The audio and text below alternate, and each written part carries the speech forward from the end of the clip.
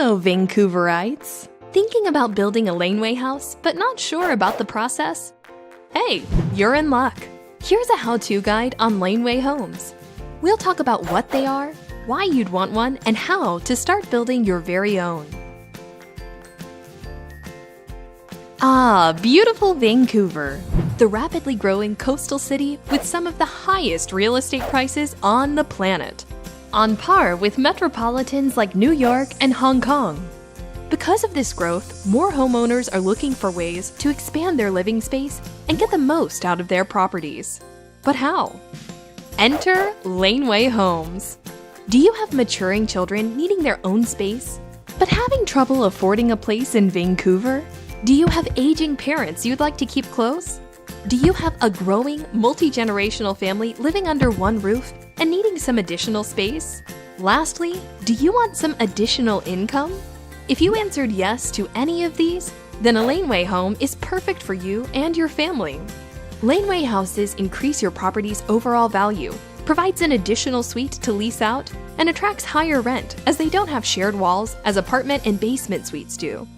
They also include a parking spot, private entry, and patio. This extra income can help subsidize an existing mortgage and free up finances. Some families have even moved into the brand new laneway themselves and rented out their principal home. A very attractive option. We all know how expensive it is to live in this city. You might be wondering, is my lot eligible? Can I do this? In general, if you have a single-family house in Vancouver that has a back lane, there's a good chance you'll be able to obtain a permit to build a laneway house. You'll also need to qualify within certain spacing requirements, such as the property must be deep enough to allow for both a backyard and a laneway home, 32 feet for a one-story and 26 feet for a 1.5-story home. Your lot also needs to be a minimum width, although there are some exceptions. The required minimum is 16 feet of clearance between the principal home's main structures, which include balconies or stairs, and the laneway home. Some principal homes may need minor adjustments, like changing the direction of your stairs or removing a balcony to accommodate this spacing requirement.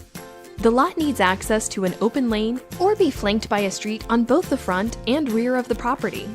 A 3 feet wide fire access path must be present from the front of the house, leading to the entrance of the laneway home, and must be clear of any projections. Those are just a few, so make sure that you speak with a builder on other requirements and exceptions that could be made. Once you've confirmed that you have the space, your next step is to obtain the proper permits from the city. The builder you work with will typically take care of these steps for you, but make sure you confirm with them during the interview selection process. Most will offer a no-charge initial consultation. So, now the fun part begins, designing your new laneway home. There are many different choices for design. Contemporary, modern, traditional. Choosing a similar design as your principal home gives you uniformity in style, but isn't required. Like main houses, laneway houses must be located in a defined portion of a lot, and are subject to size, height, parking, and tree protection regulations. Together, these rules provide a basic template for laneway house design. The sizing for the laneway house can vary from about 550 square feet to 940 square feet. This includes all living space and enclosed parking, and is roughly 16% of your total lot size, plus an additional 40 square feet of storage in the form of storage rooms or closets. A minimum of one unenclosed and uncovered parking space must be provided on-site next to the laneway house and can be used by anyone living in either home. An enclosed or covered parking space, like a carport, can be built in, but would be counted as part of the overall permitted square footage. Most people opt to use this area as a living space instead. An extra bedroom for a guest or for your car. You decide. As there are very specific landscaping needs required by the city to maintain the aesthetics of a neighborhood, a landscaping architect is required as part of the process. Shrubbery, trees, plants, and fencing are all part of the lane enhancement.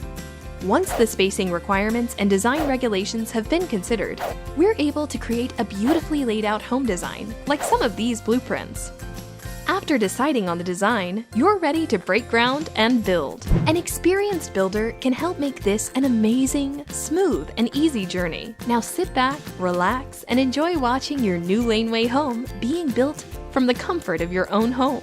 Well, We hope you've learned a little bit more about Laneway Homes in Vancouver. It's an exciting process for the whole family, so have fun with it. If you are looking to take the first steps, click here to learn more today. Thanks for watching and happy building from your friends at PHW Homes.